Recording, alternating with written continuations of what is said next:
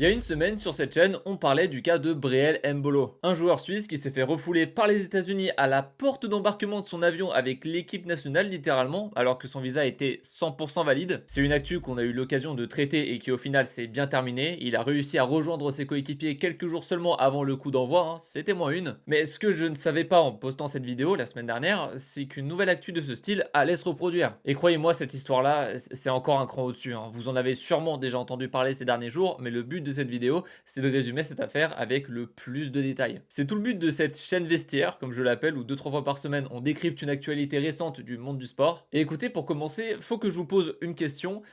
Vous savez combien il y a d'arbitres centraux sélectionnés pour officier à la Coupe du Monde 2026? Vous allez peut-être me dire 20, 30, allez, 40.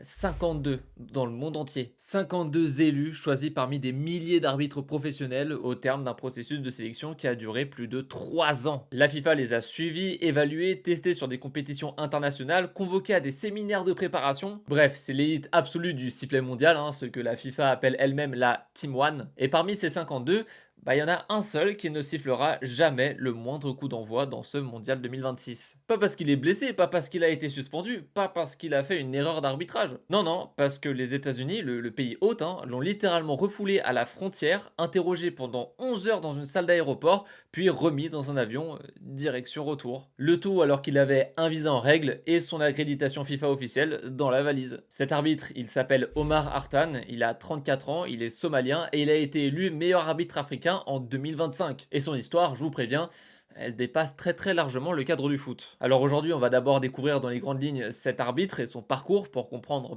l'ampleur du gâchis finalement. Ensuite, je vais vous raconter ce qui s'est exactement passé dans cet aéroport de Miami pendant ces 11 heures d'interrogatoire. Puis enfin, on va parler du pourquoi il n'a pas été accepté sur le territoire américain, alors que je vous le rappelle, il avait un visa valide en poche. Et après cette vidéo, vous allez comprendre que ce qui est arrivé à Omar Hartan, c'est juste un avant-goût. Alors, avant de parler de l'aéroport, faut que je vous raconte qui est ce mec. Parce que Omar Hartan, c'est pas juste un arbitre parmi tant d'autres. C'est probablement l'une des plus belles histoires du football mondial de ces dernières années. Je pèse mes mots. Omar Abdulkadir Hartan, il naît en 92 à Mogadiscio, la capitale de la Somalie. Et la Somalie, pour situer rapidement, c'est un pays qui a traversé l'enfer. Plus de 30 ans de guerre civile, d'instabilité, de conflits armés, bref, autant vous dire que grandir à Mogadiscio dans les années 90-2000 et rêver d'une carrière dans le football, c'était pas vraiment deux choses compatibles. Et c'est seulement ces dernières années, avec le retour progressif d'une certaine stabilité, que la FIFA a investi pour reconstruire le foot somalien quasiment de zéro, en formant notamment des jeunes joueurs et des arbitres. Et vous me voyez venir, parmi ces arbitres, il y en a un qui sort du lot, Omar Hartan. Ce mec, pour faire simple, il gravit tous les échelons. Janvier 2024, il devient le premier Somalien de l'histoire à arbitrer un match de Coupe d'Afrique des Nations. En 2025, il est élu meilleur arbitre africain de l'année. Et puis vient la consécration ultime. En avril 2026, la FIFA dévoile sa liste des 52 arbitres centraux pour la Coupe du Monde. Et dedans, parmi les 7 représentants africains, Omar Hartan, premier arbitre somalien de l'histoire sélectionné pour une Coupe du Monde. On parle quand même d'un continent d'1,4 milliard d'habitants qui n'envoie que 7 arbitres centraux au mondial, et parmi eux, un mec venu d'un pays où pendant 30 ans, le simple fait d'organiser un match de foot relevait du miracle. Pour la Somalie entière, la sélection d'Hartan, c'était pas juste une fierté sportive, c'était un symbole, la preuve qu'on pouvait venir de Mogadiscio et atteindre le sommet du football mondial. Le mec avait tout bien fait, 3 ans de processus de sélection FIFA, les séminaires de préparation à Doha, le visa américain obtenu dans les règles, délivré la semaine du départ par l'ambassade. En fait, sur le papier, il ne manquait plus qu'une chose, prendre l'avion, rejoindre les autres arbitres au camp de base de Miami et puis écrire l'histoire finalement. Sauf que vous connaissez le principe de cette chaîne maintenant, si je vous en parle, c'est que ça s'est pas passé comme prévu. On est le samedi 6 juin 2026, à 5 jours du coup d'envoi du mondial. Omar Hartan atterrit à l'aéroport international de Miami, en provenance de Turquie. Dans sa valise, des accréditations FIFA, dans son passeport, un visa américain en règle, tout juste délivré par voie officielle. Son programme, il est simple, rejoindre la base d'entraînement des arbitres du mondial à Miami même. Il se présente à la zone de contrôle des passeports, comme tout le monde, et là, tout bascule. Les agents de la CBP, la police aux frontières américaines, le sortent de la file et ils l'emmènent dans une salle d'interrogatoire. Et là, accrochez-vous parce que ce qui suit, c'est Hartan lui-même qui l'a raconté au New York Times. L'interrogatoire va durer 11 heures. 11 heures. Et vous savez ce qui est le plus dingue? Bah, c'est les questions qu'on lui pose. Parce que clairement, on l'interroge pas sur son métier. Non, non, on lui demande pas de prouver qu'il est bien arbitre. On lui demande pas son programme au mondial, ses matchs, son CV. Non, non, les questions, elles portent sur la politique somalienne. Les policiers américains veulent savoir si Omar entretient des liens avec ni plus ni moins qu'Al-Shabaab, un groupe terroriste qui mène une insurrection contre le gouvernement somalien depuis presque 20 ans. En gros, le meilleur arbitre d'Afrique, accrédité par la FIFA, se retrouve traité pendant 11 heures comme un suspect potentiel de terrorisme. Pas pour ce qu'il a fait, hein, non, non, il a aucun casier judiciaire, juste pour ce qu'il est au final, un Somalien. Omar, lui, il répond à tout, mais il coopère. Je le répète, il a les bons papiers, le visa, l'accréditation, l'invitation officielle de la FIFA, tout ça. Normalement, tout devait bien se passer, mais au bout de cette nuit interminable, le verdict tombe quand même. Eh ben, entrée refusée. Inadmissible sur le territoire américain. Le motif officiel de la CBP, des problèmes liés à la vérification de ses antécédents, ce qu'ils appellent des vetting concerns, sans aucun détail, sans aucune précision. La finalité c'est quoi? On l'a remis simplement dans un avion direction Istanbul, puis bah, Mogadiscio. Pendant que les 51 autres arbitres du mondial s'entraînaient ensemble à Miami, le premier arbitre somalien de l'histoire de la Coupe du Monde, lui, refait le chemin inverse, expulsé du pays hôte comme un indésirable, à 5 jours seulement du coup d'envoi. Voilà, bon ça c'était pour le résumé des faits, jusqu'ici je pense que vous étiez déjà au courant de tout ça pour la plupart, mais maintenant il est temps de creuser pour découvrir ce qui se cache vraiment derrière cette raison officielle. Alors maintenant la question que tout le monde se pose c'est comment c'est possible? Comment un officiel sélectionné par la FIFA, sélectionné depuis le mois d'avril avec un visa en règle, peut se faire refouler comme ça du pays qui organise la compétition? Et bah pour comprendre, il faut élargir un peu le cadre. Parce que Omar Artan, en fait, il est tombé dans un engrenage beaucoup plus grand que lui. Je vous apprends rien, depuis le retour de Donald Trump à la Maison Blanche, la politique migratoire américaine s'est durcie de manière spectaculaire. Et dans ce cadre, l'administration a mis en place des restrictions de voyage qui visent près de 40 pays, dont une grande majorité de pays africains. Devinez quel pays figure en bonne place sur cette liste?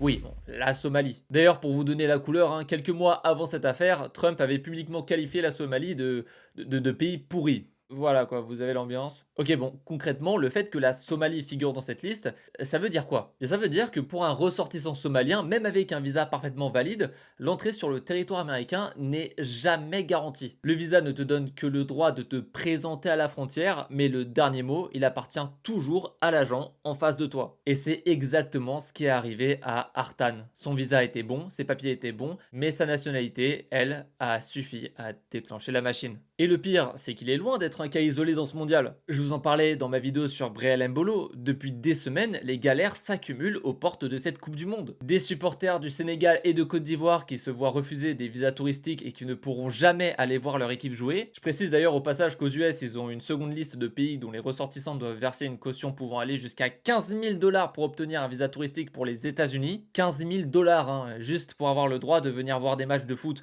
eux-mêmes hors de prix. On en a d'ailleurs parlé récemment sur ma vidéo concernant les pires scandales de cette Coupe du Monde sur la chaîne principale. En plus de ça, il y a des délégations entières qui passent par des contrôles renforcés, l'Iran qui menace de se retirer de la compétition, et maintenant, un arbitre officiel de la FIFA expulsé du pays hôte. Mise bout à bout, ces histoires, elles dessinent un truc assez inédit dans l'histoire du foot. Un mondial où la question n'est plus seulement qui est qualifié, mais qui a le droit d'entrer. Puis bon, la FIFA dans tout ça, j'imagine qu'ils sont au moins allés sur le front pour prendre la défense de leur arbitre, non?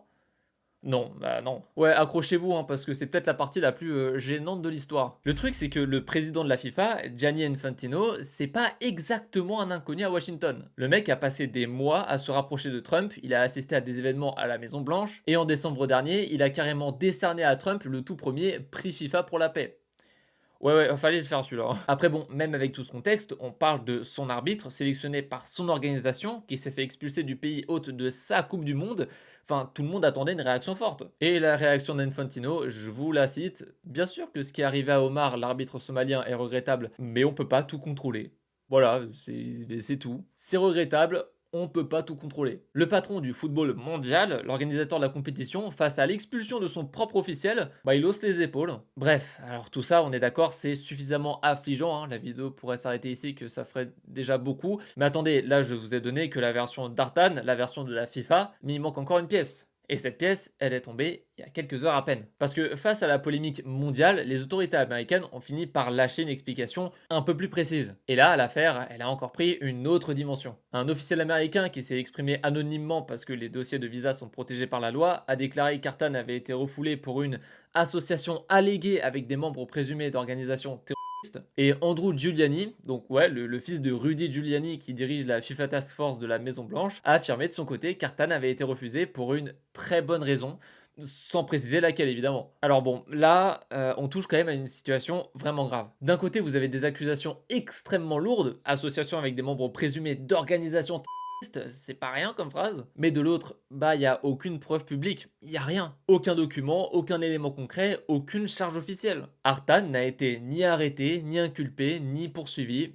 juste refoulé. Et des mots comme allégué et présumé dans une déclaration anonyme, bah juridiquement, ça pèse pas si lourd que ça, quoi. Vous avez un mec qui a été scruté par la FIFA pendant plus de 3 ans dans le cadre de son processus de sélection, qui voyage dans le monde entier depuis 2018 pour arbitrer des compétitions internationales, qui a obtenu un visa américain en bonne et due forme la semaine même de son départ, et que personne, jamais, nulle part n'avait accusé de quoi que ce soit. Le gouvernement somalien, lui, a publiquement pris la défense de son arbitre et son ambassade s'est démenée pour tenter de débloquer la situation à temps. D'ailleurs, Al-Shabaab eux-mêmes, donc le groupe ont publié une réaction officielle sur cette affaire pour dénoncer l'hostilité américaine envers le peuple somalien, c'est dire. Bref, vous voyez le tableau, hein. Impossible aujourd'hui de trancher avec certitude. Soit les Américains ont réellement des éléments qu'ils gardent secrets, soit un homme parfaitement innocent vient de se faire briser le rêve de sa vie sur la base de sa nationalité et de soupçons invérifiables. Le truc c'est que bah, dans les deux cas, il reste quand même une question qui demeure. Pourquoi lui délivrer un visa la semaine du départ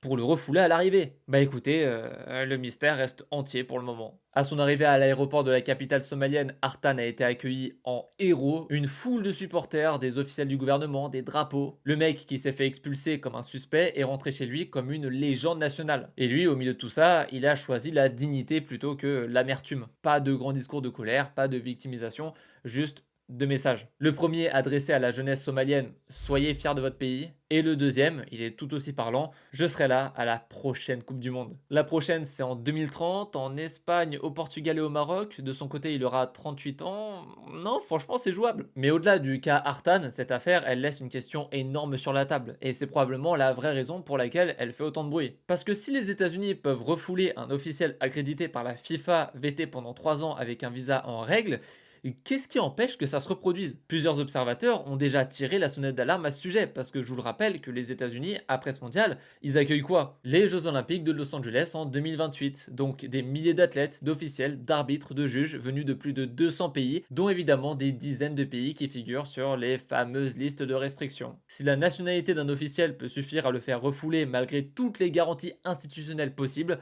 alors plus personne n'est à l'abri. Et les grandes instances du sport mondial, la FIFA et le Comité international olympique, vont devoir se poser une question qu'elles ont soigneusement évitée jusqu'ici. Est-ce qu'on peut confier les plus grands événements sportifs de la planète à un pays qui se réserve le droit de trier les participants selon leur passeport? Bref, voilà tout pour le contexte entourant cette affaire. Encore une histoire de frontières dans ce mondial, décidément pas comme les autres. D'ailleurs, si vous avez raté ma vidéo sur Breel Mbolo, l'attaquant suisse bloqué aux portes des États-Unis à cause d'une vieille condamnation, elle est juste là. Les deux histoires se répondent parfaitement. N'hésitez pas à vous abonner pour ne pas rater les prochaines actus sur cette chaîne. Quant à moi, je vous dis salut!